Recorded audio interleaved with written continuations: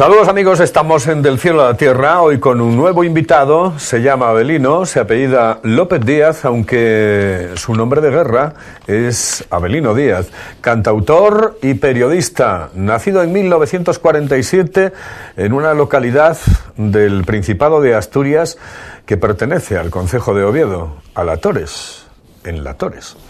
Don Avelino, muy buenas. ¿Qué tal? ¿Cómo estamos? Carlos, como en casa. Como en casa. Sí.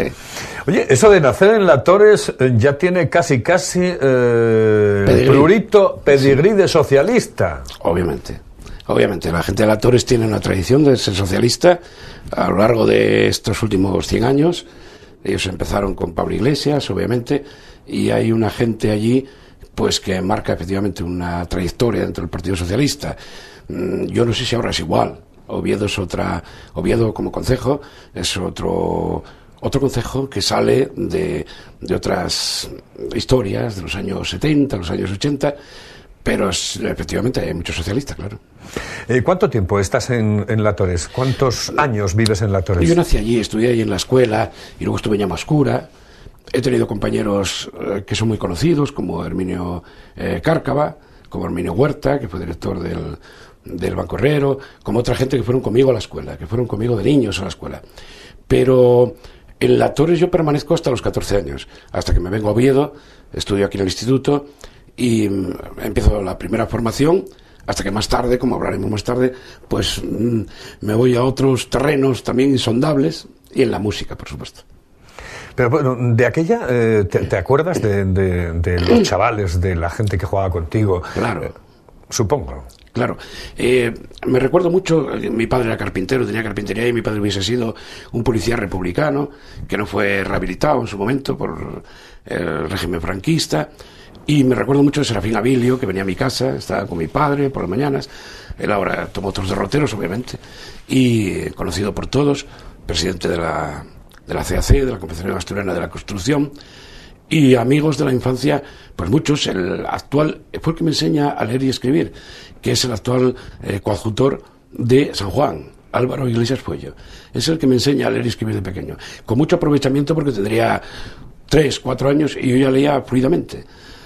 Lo veo de vez en cuando hacemos unas comidas anuales en La Tores, con lo cual están pues mucha otra gente. Conviví allí con los canarios, que son los tíos abuelos de Fernando Alonso, con Tante, que me llevaba a la escuela para que no hiciera novillos, para que no pirara a la escuela, a Llamascura, y con una gente que lo pasó muy mal en aquella infancia mía y la tarde infancia también, con 14 años, y que guardan en mí pues todo un recuerdo muy entrañable, Carlos. ¿Y cuántos recuerdos del Oviedo de los 50, 60, no? Claro, yo en el 61 ya tocaba en el Entoldado, que es el actual Hotel Reconquista. Era el Entoldado y era el Hospicio primero. Me recuerdo tocar allí pues con compañeros que están seguramente ahora viendo de todos, de esta cosa, Eusebio Tuya, Escoté, los Junior que eran un poco mayores que yo, Niti, que ha estado me parece aquí, ha estado contigo en otra ocasión, el Pele, los Bucaneros. He hecho una canción, en el último disco tengo una canción dedicada a los Bucaneros, preciosa. Qué cosa, que cantaba de aquella pues gente, Martín Caro, que es promotor, es una persona de la empresa asturiana ovetense. ¿Cuántos recuerdos de aquellos años, Carlos, en los que ensayábamos en chatarrerías, en sitios, lo que llama ahora Loquillo la música de garaje? Nosotros hacíamos música de garaje en aquellos años. Yo era un guaje de 14 años, ellos ya tenían 17, 16, los Junior, Niti, el Pele, toda esta gente que estaban con ellos. Y empezamos una hermosa aventura que terminó siendo yo cantautor ya en los finales de los 60. Pero a principios de los 60 yo era un músico de guateque, de los guateques que se hacían en Oviedo. Mucha gente que está viéndote ahora o viéndonos ahora se recuerda aquellos guateques famosos del Ágora, que estaban en la calle Santa Susana, de los que hacía la hermana de Quilón, de Quilo, que ahora vive en Mallorca, de los Bucaneros, el batería de los Bucaneros, y de los de todos los sitios. En cada barrio de Oviedo había un guateque. Oviedo era una fiesta en los años 60. Lamentablemente ahora no es así. O sea, lo puedo decir claramente, no es así. En aquel momento nos conocíamos casi todos. Cuando yo te conozco a ti, un hombre que querías conflictivo, es decir, una persona que quería decir cosas. Ahora ya nadie quiere decir nada.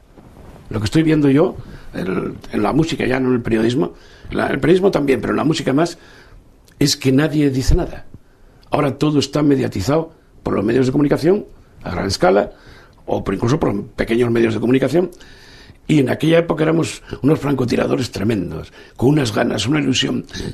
Recuerdo que mi madre me compró la primera guitarra, que costó 1.500 pesetas aquella, una Solois, que era una guitarra de sonido descafeinado, que no tenía sonido para nada, pero yo me encontraba tan ilusionado tocando en tantos sitios, en Oviedo, en Gijón, en el Parque El Piles, y te voy a recordar una anécdota que a ti te va a gustar mucho particularmente. Yo ya como mediático, como hombre de los medios, cuando tenía yo la televisión en el occidente, en una ocasión estuvo Francisco Álvarez Cascos, que era vicepresidente del gobierno, y me dice Paco Cascos, los viejos rockeros nunca mueren, en el hotel Palacio de Arias. Y dije, ¿y por qué esa frase? Y me dice Paco Cascos, es que yo iba al Rocamar, que estaba detrás del Parque El Piles, a bailar con mi primera mujer. Es decir, me llenó de orgullo porque es una persona que obviamente en aquel momento tenía un cargo público muy importante, de lo más importante de este país, y se recordaba todavía. Mira tú qué persona, este Cascos, que tiene esa memoria tan privilegiada, un hombre indudablemente conoce muy bien lo que pasa aquí. Nos conoce a todos, a ti y al otro y al otro. Eso las personas que me están viendo lo saben. Y que los llama por el nombre, y que puede tomar una copa con ellos, un vino, no es más bien corto en estas cosas, pero y que reconociera en aquel momento que él bailaba popotitos o yo qué sé, con su primera mujer, cuando yo, aquel infante de 15 años, tocaba la guitarra en el Rocamar, detrás del Parque del Piles. ¿Y tocabas bien? No, yo era bastante malo. No era bastante malo, yo tenía mucha intención de hacer cosas. En aquel momento todo el mundo. Éramos todos bastante malejos, pero se ve ahora, si coges grabaciones y tal. No tocábamos porque es que además esto era la periferia, donde estaba el meollo era en Madrid o en Barcelona. De hecho, los juniors grabaron en Barcelona, como bien sabes tú, y tal. Entonces nosotros no éramos gran cosa en este terreno. Pero luego vas aprendiendo. En los últimos 5 años yo estoy tocando Piazzolla. ¿Qué me iba a decir a mí aquel crío de 14 años con una guitarra Solois de sonido descafeinado, que ahora podía tocar a uno de los mejores compositores del tango jazz que hay en el mundo? Pues fue a base de trabajar. Yo creo que está todo en eso. En eso también estoy en la filosofía de Cascos. El trabajo no solo dignifica, sino que hace al hombre y hace sus circunstancias, lo que va a ser en su futuro. No te preocupes que después vamos a hablar mucho de política, bueno. pero queremos hablar en esta primera parte... de la música. De la música de aquel Oviedo. Es decir, ¿cómo era el Oviedo que tú conociste en aquellos años? Pues en Oviedo había bailongos, los bailongos típicos. Yo llegué a tocar en La Granja, en los bajos del Filarmónica, en los bajos del Campoamor, antes de que ser Carillón, que había los bajos en la puerta que cantaba Villita, que era un cantante, lo saben todos los obetenses que nos están viendo, del Cristo, y que cantaba muy bien, canciones, boleros y eso. En esa transición del bolero, del cha-cha-cha, del mambo, de todo aquello, surgimos nosotros, los músicos, estos que tocábamos muy mal, francamente. Y entonces, claro, había una gente que tocaba en los monumentos, músicos de jazz, que tocaban muy buenos, Gomis, luego su hija trabajó conmigo, Ana, y tal, como periodista ya. Había gente muy buena, y nosotros éramos... Como había aquellos que salían en Londres y en los medios de comunicación, que movían la melena y todas las chicas iban detrás, pues un poco éramos como provocadores para ligar. Oviedo tenía de aquella muchos sitios donde hacían música, la hacían en el Fermín, más arriba del Fermín, no recuerdo ahora, pero ya me recordaré. Y había una gente con mucha ilusión que lo hacía muy bien. Hay gente que está en los medios, Matos, Emilio Matos, tocaban Los Fugaces. Emilio Matos tiene una productora ahora de audiovisual, muy bien. Nogal, que lo vi el otro día, que estuvo ligado pues con la tía de la princesa. Yo creo que lo de arriba era la Alaska. No, yo digo, no, el Benidorm, encima del Fermín. Encima del Fermín del Cristo. Del Cristo, yo tocaba ahí, mira que lo toqué allí. Y en el Fermín se tocaba menos, pero en el Benidorm sí que había estaciones. Y luego, en todos los sitios de Oviedo donde había bailongos, bueno, qué sé yo, luego tú Asturias, Carlos.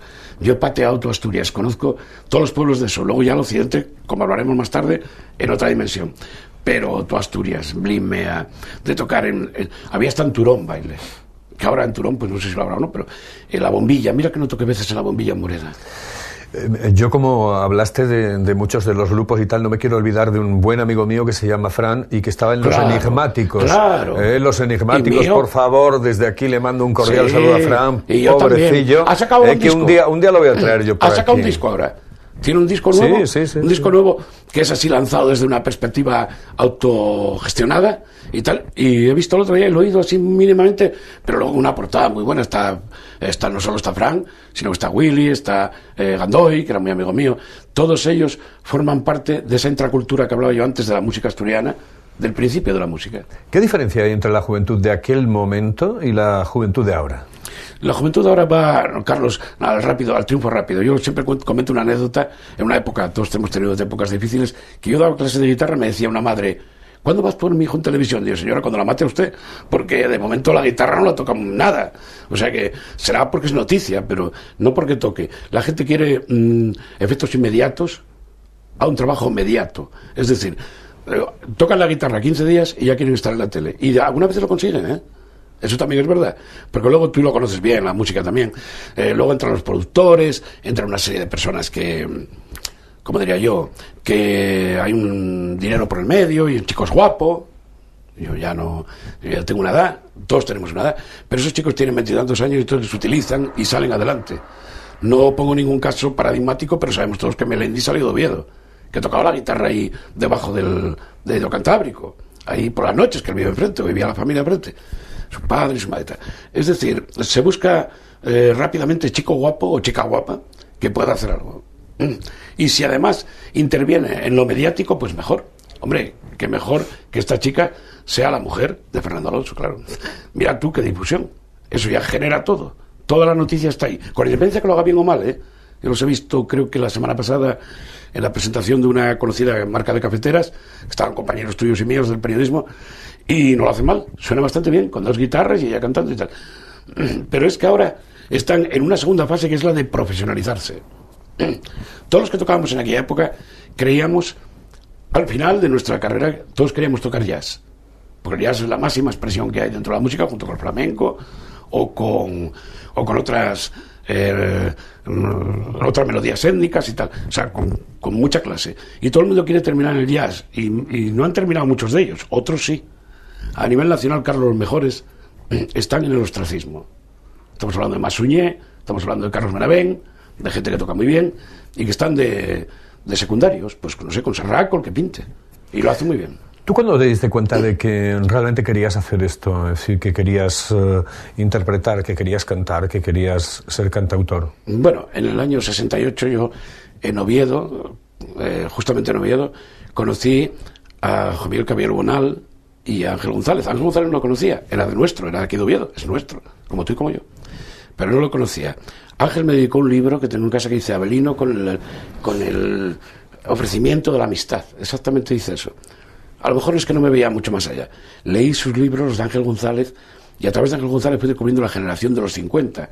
No solo Caballero Bonal, sino otra gente que hay de la generación del 50 muy interesante, que dejan escritos tal. Incluso compuse algunas cosas que luego no publicamos, de Brines, de poetas, otros que están en la generación del 50 muy interesantes, pero yo creo que fue con el descubrimiento de Ángel González con lo que yo vi que había otra dimensión, que había otra forma de dirigirse al público, porque en definitiva es lo que hacíamos, con 14 años. Me dirigía a un tipo de público. A partir del 68 me dirigía a otro tipo de público. Tomé conciencia de que había textos de poetas muy interesantes, gente indudablemente que tenían todo que decir y que se lo podían decir a través de los poetas. De aquella redescubría a que fue mi director y fue mi descubridor en el mundo de la comunicación, Faustino Fernández Álvarez, y Faustino me indica un poco el camino. Yo estaba con Camín, que era un poeta, no es un poeta malo, pero es un poeta distinto. Y con Ángel González. Él me hace una entrevista, ya posteriormente, en Asturias Semanal, en la que habla para cantar a los poetas. Hay dos nombres, Paco Ibáñez y Abelino. Y luego, posteriormente, es cuando yo tomo contacto con Paco Ibáñez, en el año 72. Una persona que conocía la poesía muy a fondo, que la hubiese estudiado y que tenía en su derredor gente que venían con un nuevo devenir, el que iba a venir posteriormente. Conviví con él en París en el año 73 hasta el 75 con un autosilio. A mí no me echó nadie de este país. Me prohibían bastante, pero no me echó nadie de este país. Me marché yo. Me marché a París, Viví en París, viví en Alemania, viví en Suecia posteriormente con él, en Bruselas, en Scarbeck. ¿En la Rue de Fosny? En la Rue de Fosny, frente a la Gare de Midi. Efectivamente. Yo también estuve por allí. Sí. Claro.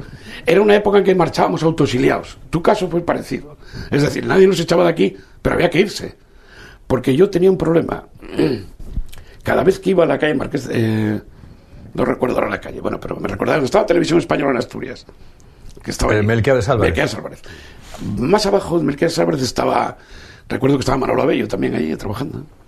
Eran censores. Yo no sé si Manolo estaba porque... Que Dios me perdone. Si es además un hombre que está fallecido y además me gustaba mucho como periodista. Y había un hombre que yo presenté una vez un texto y me dijo, hombre, se lo estuve buscando por el monte. Yo creo que se refería al comandante Mata, que había sido socialista, de la UGT, del sindicato minero, un hombre perseguido que vivía en Alès, en Francia, y a mí me prohibían todo, Carlos. Y yo es que no quería hacer cosas malas, me prohibían a Blas Otero. Y Blas Otero, que era muy amigo, que lo conocen muchos obetenses que siguen esta televisión, Lasso, José María Lasso, muy amigos los dos de Bilbao, y tal. Y es que me lo prohibían todo y yo tampoco es que era beligerante, no eran textos exagerados, pero aquello de que Dios y esas cosas, el momento que había Dios, que había por medio, ya lo tamizaban mucho. Y luego surge, si quieres me adelanto, surge el primer disco que hago, que obligado por las circunstancias lo hago la mitad en bable y la mitad en castellano. La mitad en castellano iba Gabriel Celaya, obviamente Blas Otero, Rafael Alberti, y aquel fue como maldito, lo dice un buen periodista, compañero tuyo y amigo, y que te aprecia mucho, que es Lorenzo Cordero. Ya me calificó de maldito, pero maldito entre comillas. Es decir, que venía como aquello. Yo, una parte del texto decía, quiero recordar, tiemblen las mozas viriles y sufra asustado el miedo, que ya en las torres de Oviedo tiemblan de ver los fusiles. Obviamente era un texto de Rafael Alberti que se refería al 34 en Oviedo, cuando tiran todo. Pero es que hay 2 Asturias, 2 Oviedo, 2 Madriles, 2 Nueva York, en definitiva. ¿A ti dónde te vienen los socialistas? Los socialistas vienen por mi padre, obviamente. Mi padre,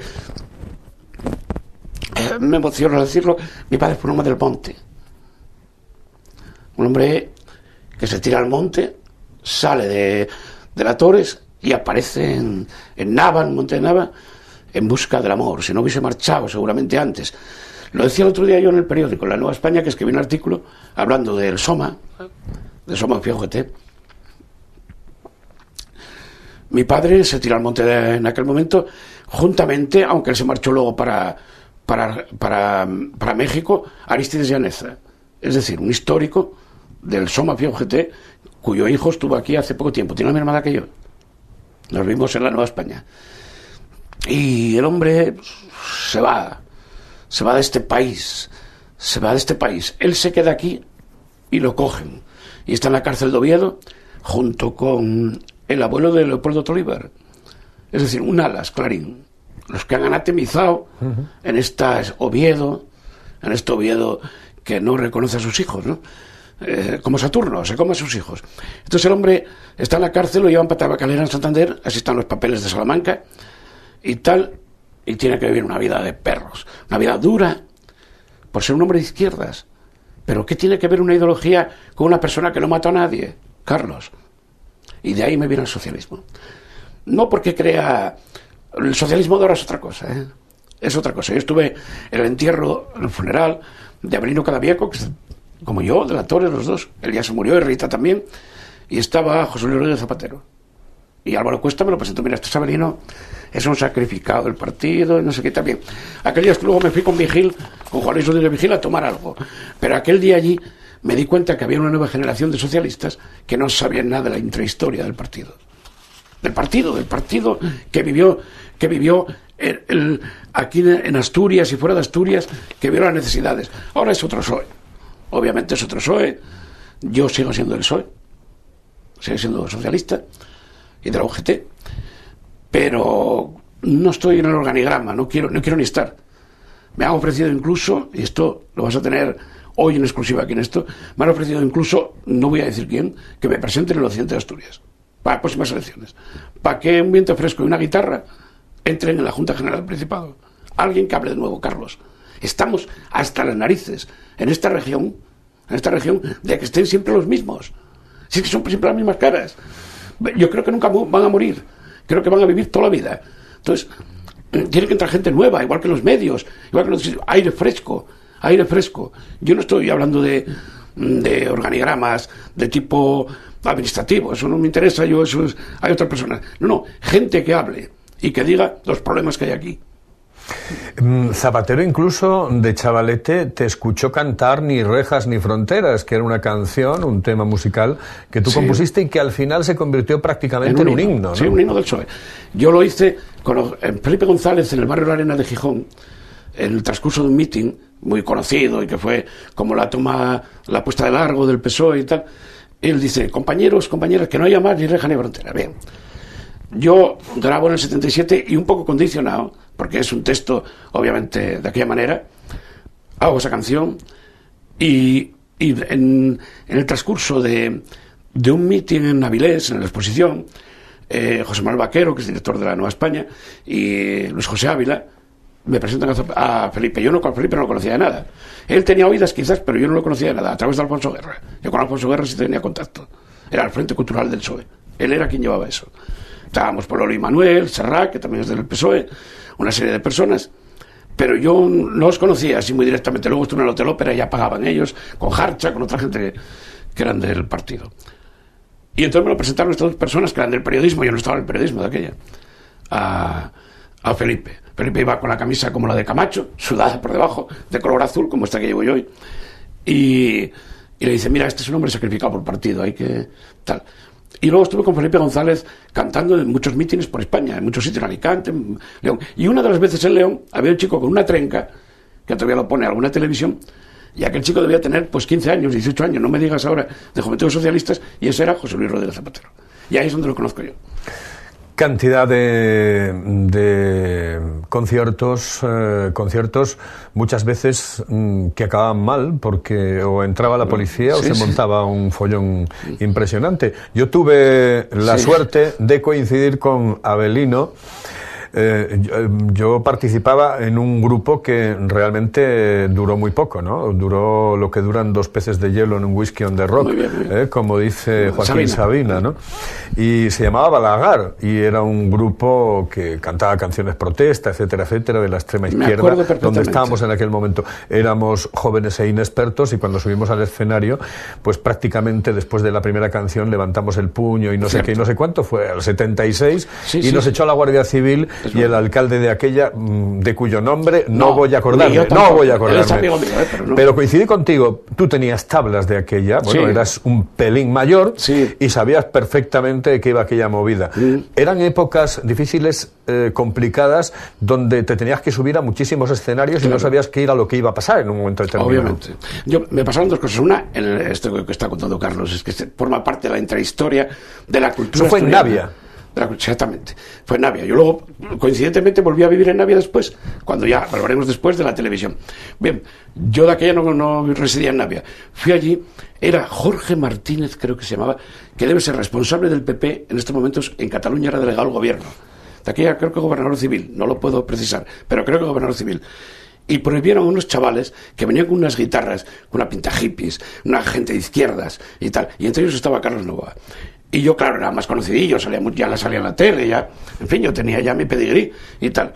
Y yo le dije a esta persona de la cual no vamos a hablar, y que tenemos amigos comunes, que no, que tenía que cantar también, porque que no iban a cantar, sí, que venían con aquellos que iban a cantar. ¿Qué pasa que dijeron que vivía la pasionaria? Bueno, cantaos, que viva la pasionaria. Entonces no se pudo, ellos no pudieron cantar, y mira, tristemente canté yo. Unos meses después, que yo canté en el Día de la Cultura en Gijón, hicimos unos recitales por el occidente y mira tú qué cosas tiene el destino, que al que no pude cantar fui yo. Cantó Víctor Manuel, cantó creo que Manolín, Letus de Ilusión, es decir, Manolín Cima de Villa, que conoce mucha gente de los medios. Y que tengo ganas de que venga aquí porque tiene muchísimas cosas que contar. Hombre, claro, Manolín ha hecho un libro además precioso ahora, La edad de los cantautores asturianos. Entonces, pero que te pasaron cantidad de cosas en eso. A mí de todo. Vino en el 77, eso lo recuerda muy bien el que fue presidente, Juan Luis Rodríguez Vigil, vino un individuo, un carpintero, además qué cosa que a mí me un carpintero, yo que soy tan así, y vino allí a clavarme un formón al escenario en Nava, justamente donde está la iglesia que tenía, porque yo dije que no tenía sentido que hubiera allí los que murieron por la patria, porque mi padre hubiese estado preso allí, murieron por la patria y no sé qué, esas historias que hay en las iglesias todavía, ¿no?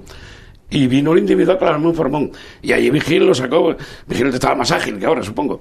Él se recordará muy bien de la anécdota. Y otra gente del Partido Socialista, a que no me echaran de cantar porque no había sentido. Yo hice solamente un comentario que me pareció adecuado.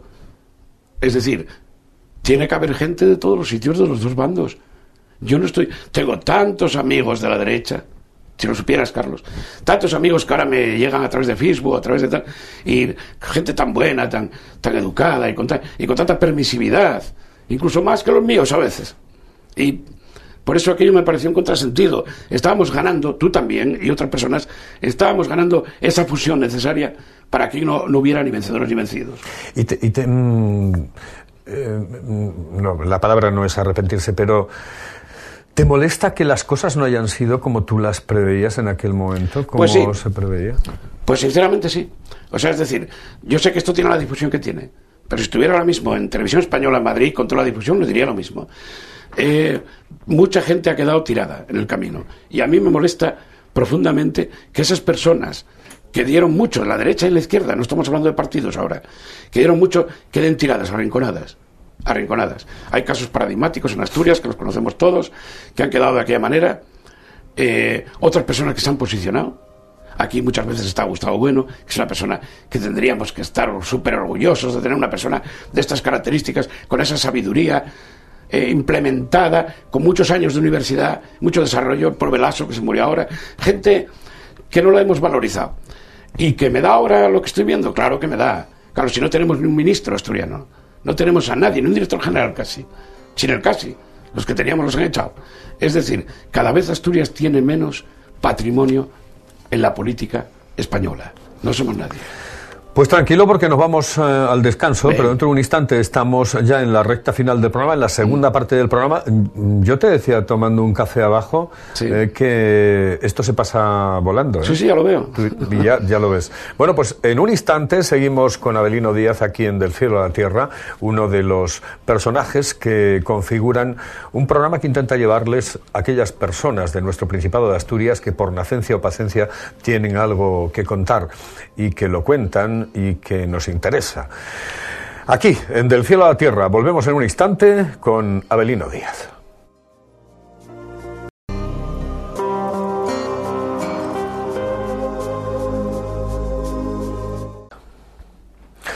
Seguimos adelante en Del Cielo a la Tierra con Avelino Díaz. Avelino, qué difícil ser profeta en tu tierra. Claro, pero eso para todos.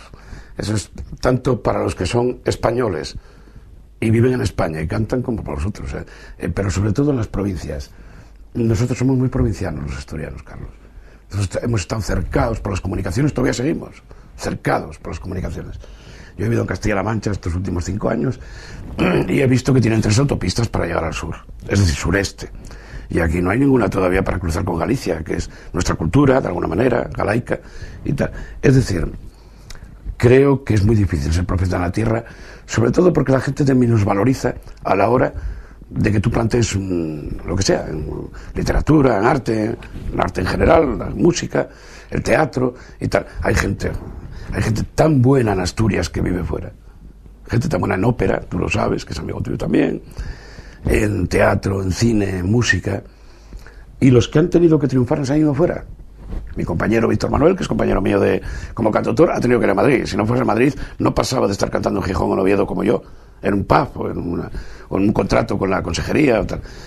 Sin embargo, Boris allí elevó su nivel, su caché, independientemente de que sea peor o mejor. Eso es una cuestión subjetiva. Uno le gusta a uno, otro es otro, cada cual hace su música, pero si no sales fuera no haces nada, ¿no? Aquí, el profeta en la tierra, yo básicamente no conozco a nadie, ¿no?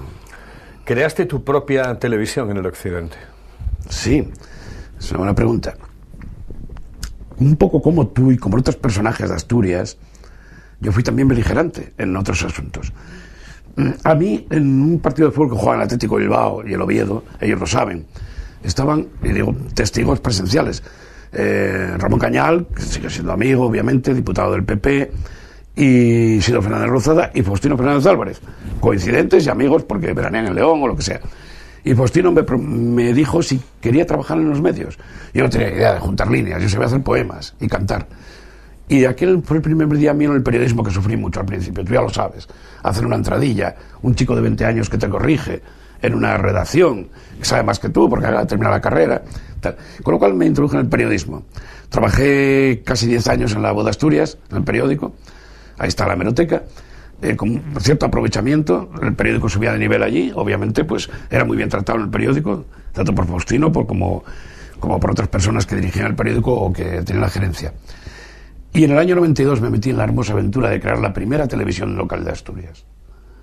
Emitía desde Panondres, en el 91-92. Estaba un canal 21 que era de Avilés y yo.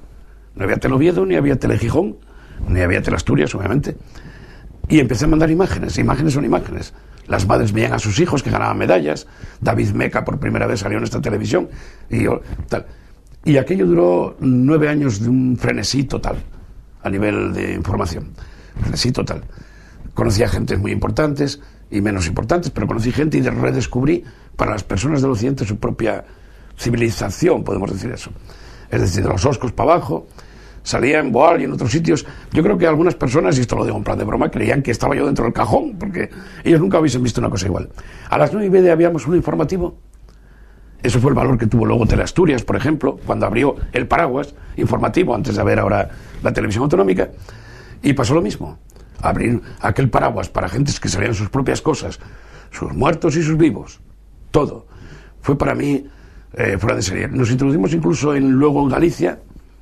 El compañero Joan Cándano, que lo sabe muy bien, decía, creo que lo dijo incluso, no sé si periodísticamente, pero a nivel de un coloquio, dijo él, es que Belino tira con balines y Fraga tira con cañones, con balas de cañón. Quizás tenía razón Joan Cándano, que es un buen periodista, porque metimos ahí una cosa. Luego llegamos a convenios. Y ahora debo decir aquí, y es muy grave lo que voy a decir, que estamos gastando muchísimo dinero en esta región, que hay mucha gente que lo está pasando muy mal, socialmente, muy mal, y que estamos gastando mucho dinero en tener esa endogamia cultural, periodística, a través de una televisión que ya la había. Ustedes tienen que recordar lo que ya la había. Ustedes tenían Teleoviedo y Teleasturias, Teleoccidente, y en el Oriente había una conexión con Teleasturias, y había la tele de Nava, que era de Riballa, un buen compañero, y otras televisiones que conformaban ese mapa, 9 en total. Yo por esas 9 televisiones fui nominado para hablar con las administraciones públicas, con los responsables de las televisiones públicas, y no pudimos salir adelante con ese asunto. Y era privado, que lo privado tiene un componente, es decir, que a usted no les envía ningún mensaje, lo enviábamos con nuestro dinero, no con el dinero de la administración pública. Y eso es muy grave. Eso se ha hecho a espaldas de la gente que les vota. Y que tengan cuidado. Los dos partidos que configuran la gran mayoría en el Principado de Asturias. Los dos. Porque los dos son responsables y tienen personas responsables que cobran un dinero por ir a los consejos de administración. Y nosotros estábamos tirando, lo que decía Joan Cándano, con balinas propias. Es decir, con lo que teníamos nosotros. Nuestro dinero. Mucho, poco, cada cual tenía lo que tenía. Y no se pudo conformar una televisión privada en Asturias con cobertura pública, que es lo que se hizo en Cataluña y en otros sitios.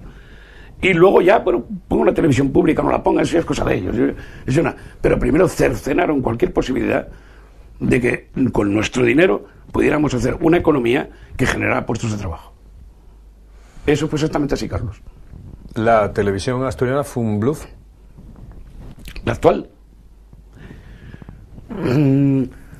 No y sí, es decir, en estos momentos tienen muchos medios, tienen cámaras autónomas que funcionan con furgonetas, o sea, enlaces, que es lo que yo pedía en aquel momento, que me transmiten estas personas, estos empresarios, entre cuales estaba el de esta televisión, y otros. Sí, no. ¿Y por qué digo sí, no? Sí, porque están acercando más de lo que yo podía, claro, yo no tenía esos enlaces.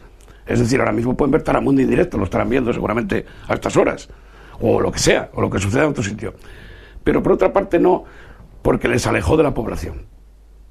Les alejó de la población. La televisión que se hace es una televisión en función de, pero no una televisión que se genera a través de lo que sucede en. Es decir, cuando yo fui corresponsal de Televisión Española, dentro de mi propia televisión, estaban profesionales que lo estarán viendo ahora y que saben de sobra lo que hay, que yo cobraba 22.000 masiva por 3 minutos y unos totales para el público que no es experto, es una entrevista con el personaje, tú lo sabes bien, y tal. Cobraba ese dinero porque tenía una empresa. A mí me cercenaron cualquier posibilidad de eso. Y en estos momentos mucho me temo que no se difunda tanto. Es decir, lo hace Televisión Española ya porque tiene medios y tal, pero no tanto. Sí, porque acerca más a la población en estos momentos. No, porque la población no participa igual que participaba antes. La tele local era de ellos. Y ahora yo ya no quiero decir más. Simplemente era de ellos. Yo hacía hasta comuniones. Es decir, para mucha gente le interesa más la comunión de su nieto que le cuenten que no sé qué consejero está en estos momentos pues inaugurando una fuente en no sé qué sitio. No les interesa. El interés es siempre, y sobre todo hablando de televisión local, o comarcal o autonómica, les interesa lo que sucede en su entorno, no lo que se les prefigura a las 9 de la mañana para hacerlo a la 1 de la tarde sobre el Boño Preñao o les percebes que acabo de ver de Tapia de Casariego, que yo las empecé a organizar yo, o sea que conozco aquello bien. Eres socialista y sin embargo, bueno, hablas y muy bien de Álvarez Cascos. Sí. Paco Cascos, hay mucha gente equivocada en Asturias con Paco Cascos. Y otra gente que no, obviamente. Paco Cascos es un hombre currante. Voy a poner un término de la calle, público. Cascos es un chaval trabajador. Él lo que quiere es que la gente a las 7 de la mañana esté en el puesto de trabajo. Es obvio, es normal. Si un tipo está cobrando, perdón por lo de tipo, 8.000 euros al mes y más, es lógico que esté en el puesto de trabajo en el que se le ha encomendado. Y es un hombre muy capacitado. Yo, mira, difiero bastante con él a nivel de carácter. Somos los dos muy vehementes, con lo cual no chocamos, seguro. Y tenemos una trayectoria personal muy próxima, muy paralela, en cuanto a lo familiar, lo que tal. Pero es un tipo que vale. Es un tipo que vale. Y eso lo saben todos. Los propios socialistas lo saben, o lo sabemos, y lo sabe la gente que tiene en su derredor.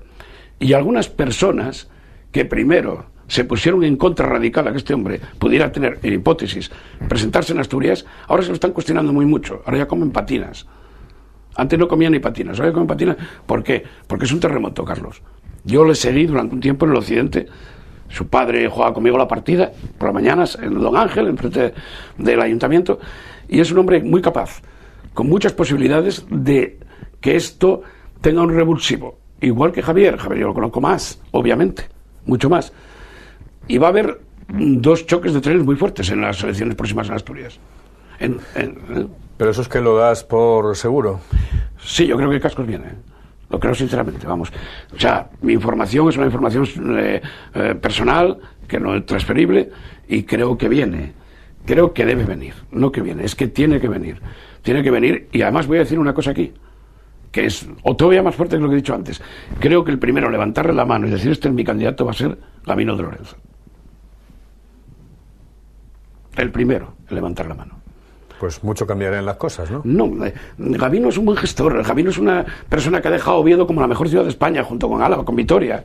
Las 2 mejores ciudades de España. Yo conozco un poco este país, he pateado. Los que no han pateado no conocen más allá de Pajares. Pero el que haya pateado este país sabe que esta ciudad es un cromo. Esta ciudad es preciosa, Oviedo. ¿Y quién lo ha hecho? No digo que lo haya hecho con sus manos, pero lo ha hecho en su gestión, Gabino de Lorenzo. Pero Gabino de Lorenzo es una persona que lo mismo pega una pata y luego al día siguiente pues toma un whisky. Y que me perdone, yo sé que los toma, pero no muchos. Entonces, quiero decir, y ahora Paco está aquí. Paco ya está aquí.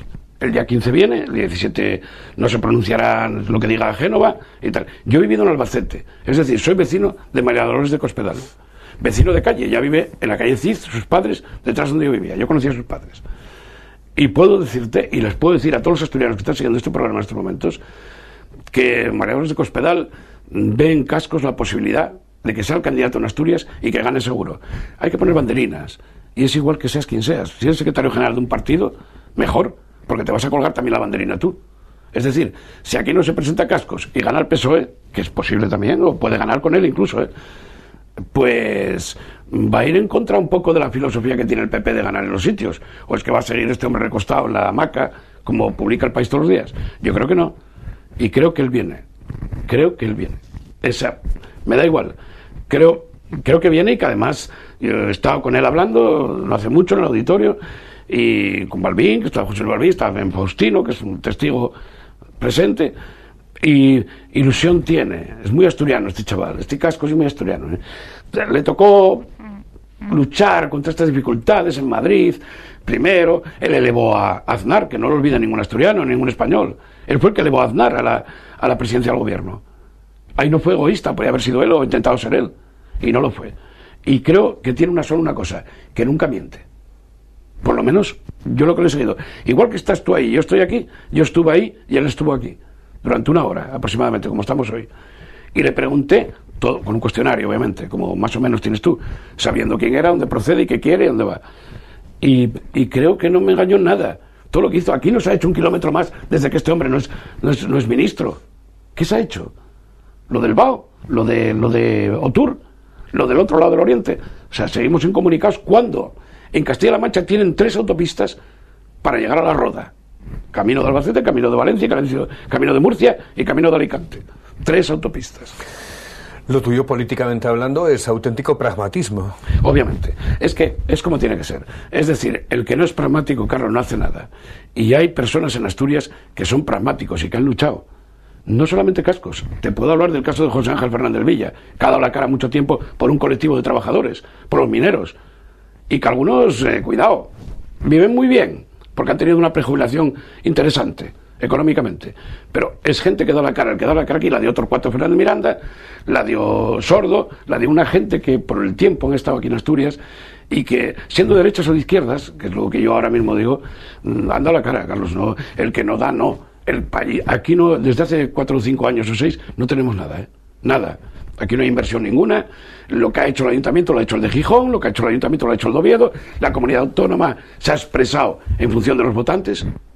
Es decir, el gobierno regional se ha expresado en función de los votantes. ¿Hay más votantes del PSOE en Gijón?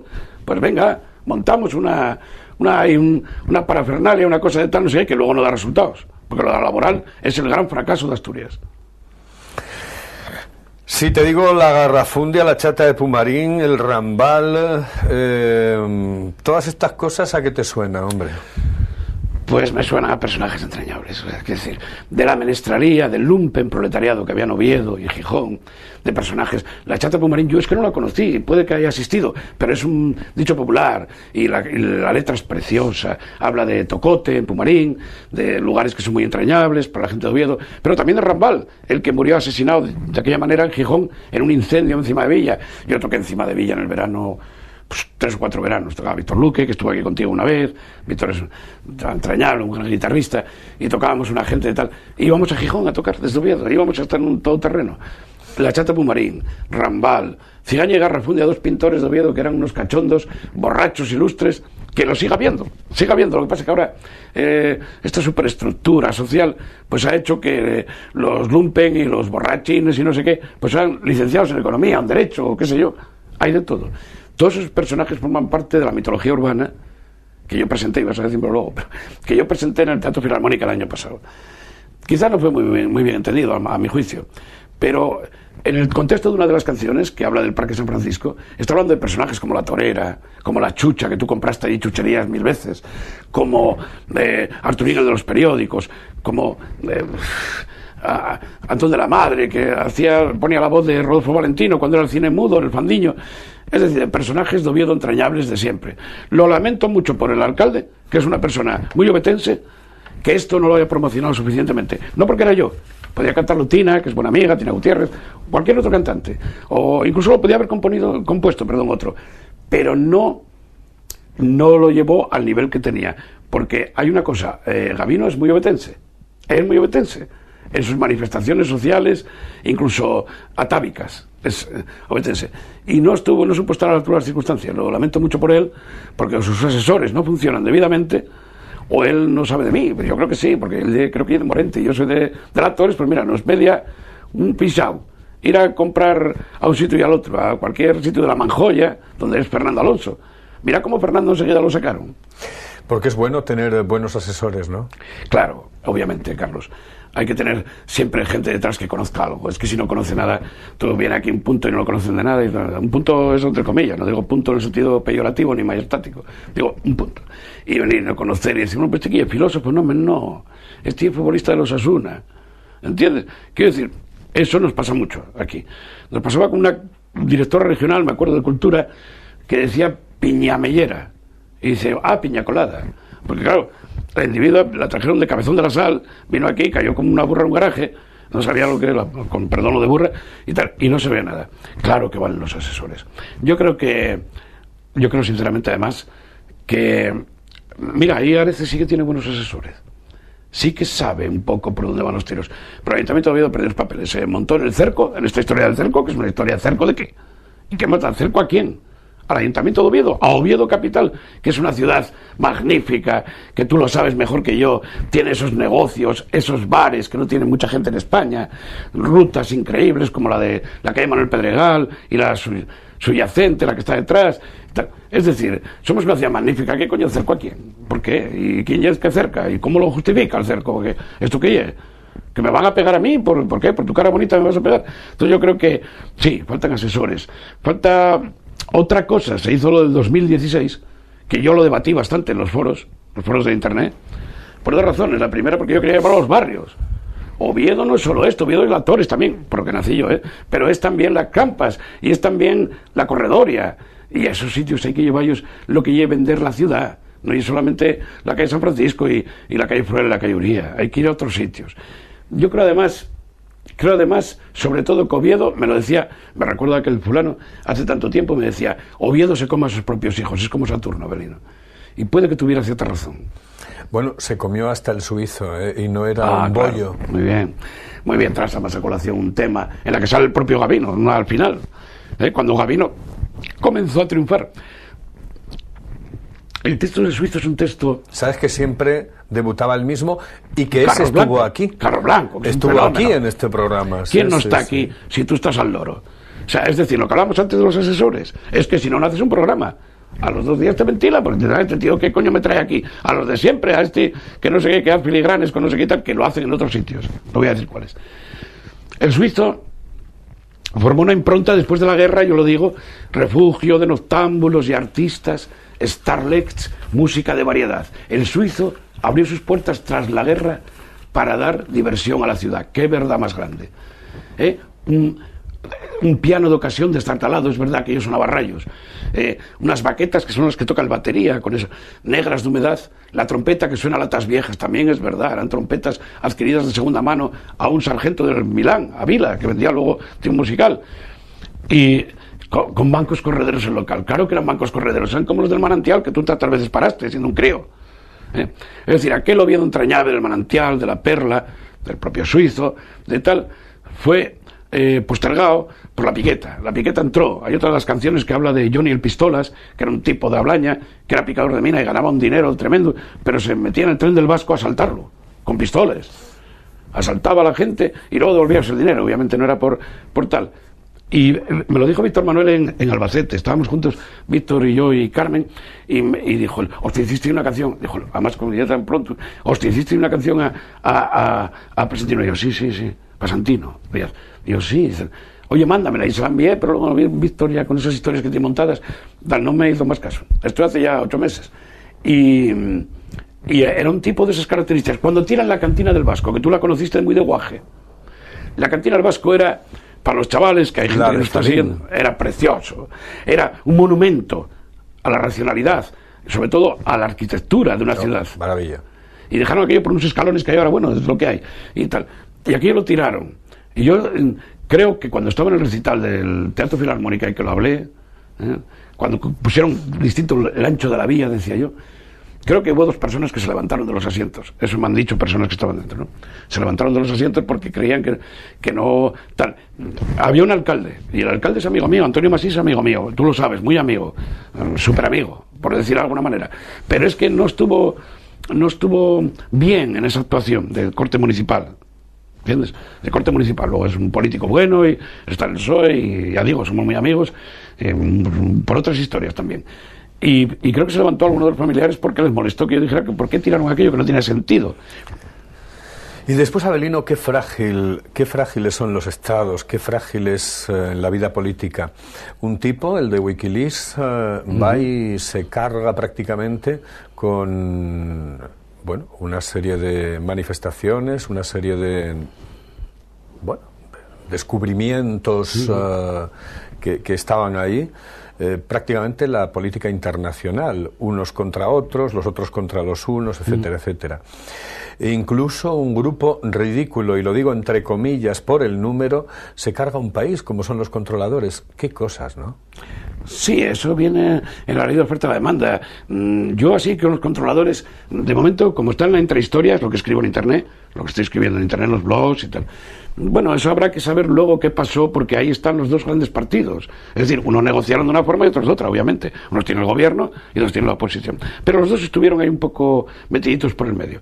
Hombre, tener un Wikileaks aquí sería magnífico. ¿Cuántas conversaciones habríamos tú y yo que no sabemos? Sería maravilloso. Yo te cuento una anécdota. Yo a lo mejor no estás de acuerdo conmigo. Sí. Mira, yo no hago habitualmente esto, es decir, sí, pero como eres compañero, sí, yo hablo contigo en un momento determinado. Digo, ¿dijo alguna mentira? No, claro, Carlos, es lo que te iba a decir. Yo en una ocasión iba y nombro el personaje, porque iba a mi coche, no era el coche de él, con lo cual puedo hablar. Era mío el coche. Sí se metió ahí y era Manolo Piñeiro. Trabajó conmigo de redactor jefe, está ahora en la sindicatura, creo, trabajando de jefe de gabinete o de periodista, de jefe de prensa, y venía conmigo en el coche. Y oímos una conversación de un presidente que iba adelante. El presidente. Porque yo de aquella, ya tenía la televisión, pero yo seguía trabajando en La Voz de Asturias, en el periódico. Y el fulano aquel, que era medio socio mío, me facilitó un escáner. Yo no sabía ni que existía Carlos, coño, que yo no andaba. Pero aquel escáner funcionaba ahí dentro y estaba encendido. Y oímos decir a ese presidente: ¿quién es el hijo de puta que viene detrás? Creo que no iba por mí porque yo no tenía cargo de responsabilidad. Con lo cual se lo atribuía a Manolo Piñeiro, y amigo mío, y tal. Y él se rió, de una cachaza gallega que te cagas.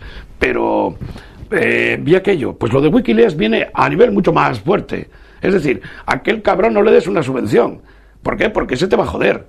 Va a entrar por ti. Y tal. Y esto yo lo he oído. Pero claro, yo no lo grabé. Yo no puedo decir aquí que lo oí, no de quién. Lo otro sí que lo oí y hay testigos.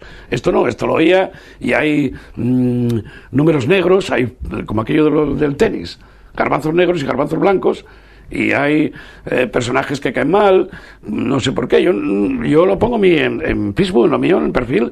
Dice que soy un tío maldito, un tío peligroso, un tío raro, que no caigo bien al establishment. Bueno, pues puede que sea verdad. Sin embargo, curiosamente, yo que soy de izquierdas, y que lo puedo decir aquí, y más alto lo puedo decir, más claro, ¿no? Resulta que le caigo mejor a las derechas. Y a mí me caen bien ellos también, porque son gente de otra manera, no son tan endogámicos, no, aquel hay que joderlo porque tal. No, ¿joder a quién? ¿Por qué? Si todos estamos en este asunto, en este trasunto, y el dinero es tanto tuyo como mío, como del vecino tuyo de Portal, ¿eh? ¿Eres Facebook adicto y sí, Internet adicto y todas estas cosas, sí, o no? Bueno, sí, colaboraba y alguna vez todavía colaboro con Escandalera, que es una buena página muy obetense, por otra parte, pero muy asturiana también. Y con personajes también que forman parte de eso que hablaba anteriormente, de los personajes malditos. Es decir, a aquel hay que joderlo porque no trae buenos mensajes, lo del mensajero. Que trae malos mensajes, pues córtale la cabeza. Pues claro, hay mensajes que son buenos, cuando son buenos se dan. También se dan, joder, ya eso se lo da el jefe de prensa. El jefe de prensa lleva por la mañana. Ahora, Carlos, tú lo sabes, porque te tocó, y no, tú y yo es como si habláramos un monólogo. Pero vienen con la carpetina debajo del brazo, y ya te la meten debajo del brazo. Oiga, mire, es que yo quería preguntar por los controladores aéreos, que no sé qué, no, eso no toca. Eso lo inventó, mira, lo mismo puede decir uno que otro, lo inventó Cascos. Eso de no toca lo inventó él. Y luego aquello del interés general, que era sobre el fútbol. Esas dos cosas las inventa Cascos. Las inventa, las pone en funcionamiento. Y ahora ya lo dicen por todo. Ahora pregúntale a Blanco, tú en una rueda de prensa aquí en Asturias, y tú, oigan, yo es que quería hablarle porque los controles aéreos todavía no dijeron ni una palabra. Y dice, eso no toca, otro día. Y te le meten el librito debajo del brazo, te meten para la redacción del periódico y te dice el redactor jefe, hazme una cosa curiosina. Y tú hacer cosas curiosinas, a escribir entre líneas, para nadie en líneas. Estamos en una rectísima final porque nos quedan ya muy pocos minutos. Primero, por ejemplo, dime un lugar en el que te gustaría perderte. Es decir, si tienes que perderte en algún sitio. En Lampurdán, en Cataluña. En Cataluña. Cataluña es la quinta esencia de la cultura y por lo tanto yo estaba allí este verano en Cambrils, en Salou y también en Barcelona y es un sitio donde te van a interpretar lo que tú hagas. Otra cosa es que lo apoyen, pero interpretar sí. Es decir, cualquiera, seas tú, sea otro, sea yo, sea quien sea. ¿Del Oviedo, del Sporting, del Madrid, del Barcelona? No, soy del Oviedo acérrimo. ¿De siempre? Sí, siempre, yo fui socio toda la vida. Se sentaba Ramón Cañar a lo mío, él lo sabe. A lo mío, en el 129 yo y en el 131 él. ¿Qué ves en televisión? En la tele, bueno, voy a coincidir con Fugairiño, ¿eh? Yo veo mucho la BBC, yo cada cual, hay lo que hay. Y yo primero, cuando residía en Oviedo, veo esta televisión porque había una gente, tío, que hacía cosas, que veía que se movían. En otros sitios no se mueven, es que es el cuadriculado. O sea, es decir, es seguir el mismo proceso que tiene Telecinco, Antena 3, las televisiones generalistas, y aquí por lo menos, bueno, la gente se movía. ¿Un libro? A mí me gusta mucho La conjura de los necios. Lo he leído varias veces. Es un gran libro. ¿En radio qué escuchas? La radio, oigo las radios generalistas, es decir, como noticias y tal, porque las otras emisoras de radio, bueno, excepto la radio oficial, que lo mide mucho, Radio 5, Todo Noticias o Radio Nacional de España, las otras tienen intereses creados muy potentes, políticos también, y entonces, pues, lamentablemente enseguida se deslizan, ¿no? A mí me gusta la línea que está llevando la COPE en estos momentos. Pues para haber preparado la entrevista como la preparamos, yo creo que salió bien, ¿no? Bueno, Dios lo quiera, ellos son los que mandan. Nosotros, tú eres una persona que ha estado vinculado y sigues vinculado a los medios de comunicación, una persona súper agradable para el trato aquí cotidiano, pero no solo para eso, sino para saber reconducir una entrevista con cualquier persona del estrato social, cultural y político que aquí se sienta. Muchas gracias. A ti. Saludos. Venga. Avelino Díaz, un tipo interesante, y digo tipo, aunque él hace referencia a lo de tipo, para mí tipo es una cosa interesantísima, es decir, ser un tipo, ser alguien, ¿no? Claro. Ser algo, ¿no? Avelino Díaz, un tipo tremendamente interesante, entrañable, y además que dice las cosas tal y como le vienen, es pragmático, y eso es muy importante. Los dogmáticos cada vez, ojalá, tengan menos sitio en nuestra región, en nuestro Principado de Asturias, en España y en el mundo entero. Saludos.